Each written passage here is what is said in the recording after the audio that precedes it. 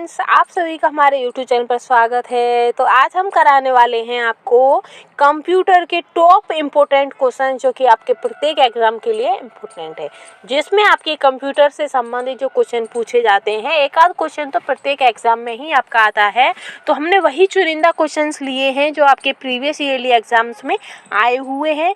तो चलिए हम इसमें देखते हैं कि कौन कौन से क्वेश्चन हैं।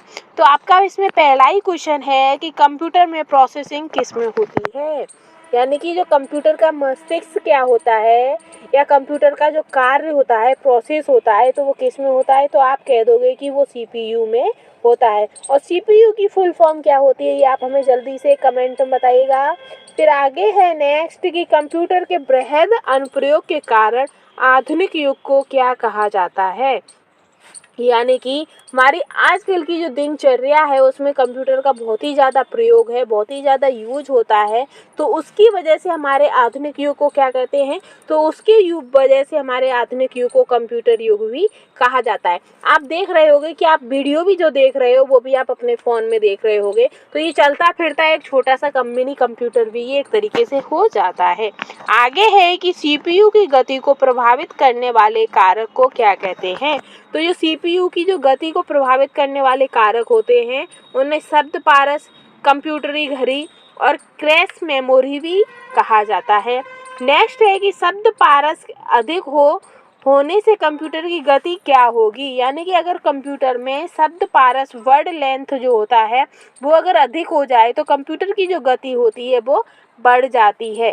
कंप्यूटर की गति क्या होगी, बढ़ जाती है। नेक्स्ट है कि control, memory, arithmetic, logic unit किस में पाई जाती हैं, यानी कि कंट्रोल भी करना, मेमोरी भी और अर्थमेटिक एवं लॉजिक यूनिट जो होती हैं वो किस में पाई जाती हैं, तो वो आपकी सीपीयू में पाई जाती हैं। और सीपीयू की फुल फॉर्म क्या होती है, तो सेंट्रल प्रोसेसिंग यूनिट आपकी सीपीयू की फुल फॉर्म होती है। नेक्स्ट है कि टेली प्रोसेसिंग तथा टाइम शेयरिंग का प्रयोग किस पीढ़ी के कंप्यूटर में है।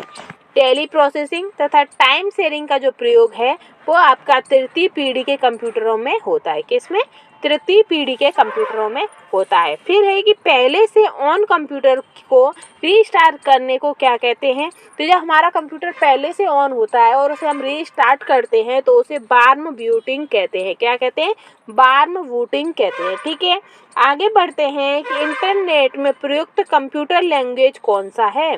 तो जो इंटरनेट में जो हमारा कंप्यूटर लैंग्वेज जो है वो हमारा जावा कंप्यूटर लैंग्वेज यूनिट वो हमारा यूज होता है। किसमें, इंटरनेट में प्रयुक्त कंप्यूटर लैंग्वेज कौन सा है, तो जावा है। फिर आता है कि क्रे क्या है, तो आप कह दोगे कि जो क्रे है वो एक तरीके का सुपर कंप्यूटर है। आगे है कि कंप्यूटर में अनवरत विद्युत आपूर्ति का संक्षिप्त रूप है, यानी कि कंप्यूटर में ऐसा कभी होता है कि अचानक लाइट चली जाती है तो हमारा कंप्यूटर थोड़ी देर के लिए चालू रहता है ताकि हम उसे सही से बंद कर सकें। तो जो आपका यूपीएससी होता है, यूपीएस, वो हमारी कंप्यूटर में विद्युत आपूर्ति का संक्षिप्त रूप है, यूपीएस। और यूपीएस की जो फुल फॉर्म क्या है ये आप हमें जल्दी से कमेंट में बताइएगा। फिर है कि फाइल एक्सटेंशन किस लिए इस्तेमाल किया जाता है।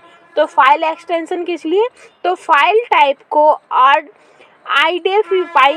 आइडेंटिफाई करने के लिए फाइल एक्सटेंशन का प्रयोग किया जाता है। नेक्स्ट है कि कीबोर्ड में फंक्शन की संख्या कितनी होती है। तो कीबोर्ड में आपकी फंक्शन की आपकी 12 होती हैं। नेक्स्ट है कि कंप्यूटर कितने प्रकार के होते हैं। तो कंप्यूटर आपके 2 प्रकार के होते हैं। आगे आ जाता है कि माइक्रो प्रोसेसर किस पीढ़ी का कंप्यूटर है। तो जो माइक्रो प्रोसेसर जो यूज हुआ था वो आपकी चतुर्थ पीढ़ी में आया था, इसलिए ये आपका किस पीढ़ी का हो जाएगा, तो चतुर्थ पीढ़ी का कंप्यूटर है। नेक्स्ट क्वेश्चन आ जाता है कि कंप्यूटर से पढ़े जाने वाले अलग अलग लंबाई चौड़ाई की लाइनें वाले कोड को क्या कहा जाता है। तो उन्हें बार कोड कहा जाता है। ठीक है, फिर आता है कि मॉड्यूलर डीमॉड्यूलर का सामान्य नाम है। तो मॉड्यूलर डीमॉड्यूलर का सामान्य नाम मोडेम है। ठीक है, अब आगे क्वेश्चन है कि एक्सेल वर्कबुक संग्रह किसका है। तो जो एक्सेल है वो वर्कशीट का वर्कबुक संग्रह है। किसका, वर्कशीट का। फिर आगे आता है कि ओरेकल क्या है। तो जो ओरेकल है वो आपका एक तरीके से डाटाबेस सॉफ्टवेयर है।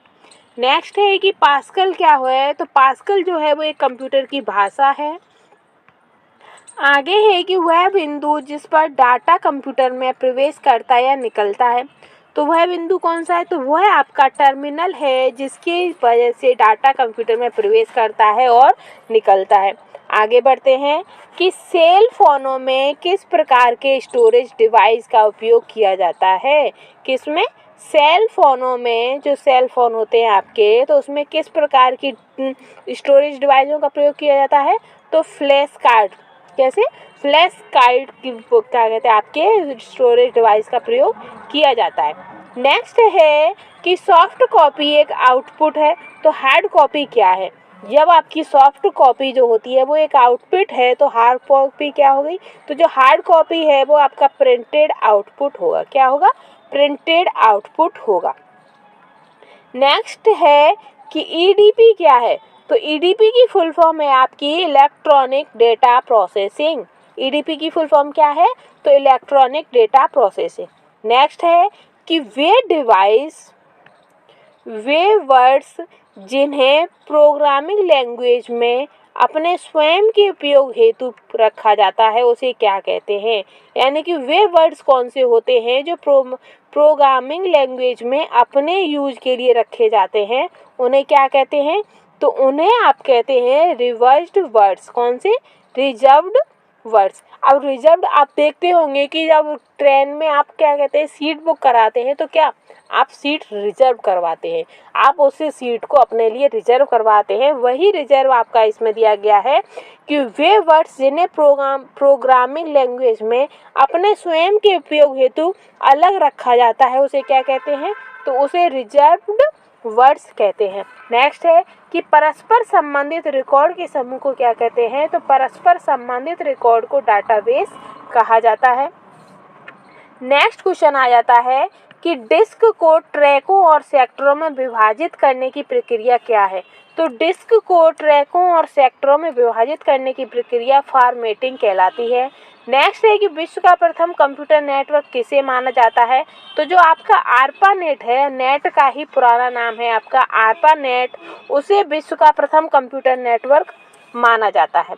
नेक्स्ट है कि मदर मोड में क्या रहता है जो मदर मोड पर सीपीयू को दूसरे पुर्जों से जोड़ता है, तो जो आपका सिस्टम बस होता है वो मदरबोर्ड को सीपीयू के दूसरे पुर्जों से जोड़ देता है।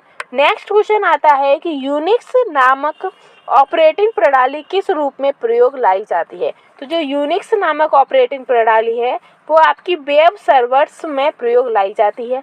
फिर है कि एक्सेल स्प्रेडशीट का एक्सटेंशन क्या है, तो एक्सेल स्प्रेडशीट का जो एक्सटेंशन है वो आपका XLS है। क्या है, XLS। आगे बढ़ते हैं कि रैम वोलाटाइल मेमोरी है, इसे किस लिए ज़रूरत होती है। जो रैम है आपकी वो आपकी वोलाटाइल मेमोरी है और इसे किस लिए ज़रूरत होती है, तो इसे डाटा रिटर्न करने के लिए इससे सतत पावर सप्लाई की ज़रूरत होती है। किसकी, सतत पावर सप्लाई की ज़रूरत होती है, कब, डाटा को इधर से उधर करने के लिए। नेक्स्ट है कि ईमेल एड्रेस के दो भाग कौन से हैं, तो ईमेल एड्रेस के आपके दो भाग होते हैं, एक तो प्रयोक्ता का नाम और उसका एक डोमेन नाम। ठीक है, आगे बढ़ते हैं कि किस प्रिंटर द्वारा एक स्ट्रोक में एक अक्षर प्रिंट होता है, तो वह आपका कौन सा प्रिंटर है जिसमें एक बार में केवल एक अक्षर प्रिंट होता है, तो वो आपका है डॉट मैट्रिक्स प्रिंटर। ठीक है, नेक्स्ट है कि यदि आपका कंप्यूटर खुद को रिबूट करता रहता है तो उसमें क्या रहने का संभावना होता है, तो उसमें वायरस रहने का संभावना होती है। यानी कि जो आपका कंप्यूटर है वो खुद से ही रिबूट करता रहता है तो उसमें वायरस होने की संभावना होती है। नेक्स्ट है कि उस नेटवर्क टोपोलॉजी का क्या नाम है जिसमें प्रत्येक संभावित नोड में द्विदिशीय कौड़ियाँ होती हैं, तो वो आपका मैश है। क्या है, मैश। आगे बढ़ते हैं कि भारत में विकसित परम सुपर कंप्यूटर का विकास किस संस्थान ने किया था, तो भारत में जो विकसित परम सुपर कंप्यूटर है उसका किस संस्था ने विकास किया था? तो वो किया था CDEC ने। ठीक है। फिर है कि वर्ड डॉक्यूमेंट का डिफ़ॉल्ट फाइल एक्सटेंशन क्या है? तो क्या है? DOC यानी कि डॉक्यूमेंट। आगे है कि भारत में सर्वप्रथम दिखाई देने वाला कंप्यूटर वायरस कौन सा था? उसका नाम क्या था? तो उसका नाम था सीवरेन। नेक्स्ट है कि वह सर्किट बोर्ड जिसमें CPU और अन्य चिप होते हैं उसे क्या कहते हैं? तो उसे आपकी मदरबोर्ड कहा जाता है। नेक्स्ट है कि जंक ईमेल को क्या कहते हैं? तो जो आपके जंक ईमेल होते हैं उन्हें स्पैम कहते हैं। नेक्स्ट है कि कैट शब्द का संबंध कंप्यूटर में किससे है? तो जो आपका कैट शब्द का जो प्रयोग यूज है वो आपका डिजाइन से है। ठीक है। आगे है कि ALU का पूरा नाम क्या है? तो इसका पूरा नाम है अर्थमेटिक लॉजिक यूनिट। नेक्स्ट है कि गूगल क्या है? तो गूगल आपका एक सर्च इंजन है। नेक्स्ट है कि भाषा जिसे कंप्यूटर बिना ट्रांसलेट प्रोग्राम के समझता है वह कौन सी भाषा होती है? तो वो आपकी मशीनी भाषा होती है जिसे कंप्यूटर बिना किसी ट्रांसलेटर प्रोग्राम के समझ लेता है। नेक्स्ट क्वेश्चन है कि पॉइंट एंड ड्रॉ डिवाइस किसे कहा जाता है? तो जो आपका पॉइंट एंड ड्रॉ डिवाइस है वो माउस को कहते हैं। ठीक है। नेक्स्ट क्वेश्चन इसी में आ जाता है आपका कि लिनक्स किसका एक उदाहरण है? तो जो आपका लिनक्स है वो आपका एक ओपन सोर्स सॉफ्टवेयर का उदाहरण है। फिर है कि ट्रैक वॉल किसका उदाहरण है? तो ट्रैक वॉल आपका पॉइंटिंग डिवाइस का उदाहरण है। आगे बढ़ते हैं कि इलेक्ट्रॉनिक कंपोनेंट वाले भिन्न प्लेट या बोर्ड को क्या कहते हैं? तो उसे सर्किट बोर्ड कहते हैं। उसके बाद क्वेश्चन है कि किस प्रिंटर द्वारा स्ट्रोक में अक्षर प्रिंट होते हैं? तो जो आपका डॉट मैट्रिक्स प्रिंटर है उसमें स्ट्रोक द्वारा अक्षर प्रिंट होते हैं। नेक्स्ट क्वेश्चन है आपका लास्ट क्वेश्चन है कि कौन सा सॉफ्टवेयर कंप्यूटर के हार्डवेयर को नियंत्रित करता है? तो जो आपके सिस्टम सॉफ्टवेयर होते हैं वो कंप्यूटर के हार्डवेयर को नियंत्रित करते हैं। तो गाइज ये कंप्यूटर से संबंधित मोस्ट इंपोर्टेंट क्वेश्चंस हो गए हैं। और अगर यदि आपको मेरे द्वारा पढ़ाया हुआ अच्छा लगा हो तो प्लीज़ हमारे चैनल को लाइक शेयर एंड सब्सक्राइब भी कर दीजिएगा। Thank you guys.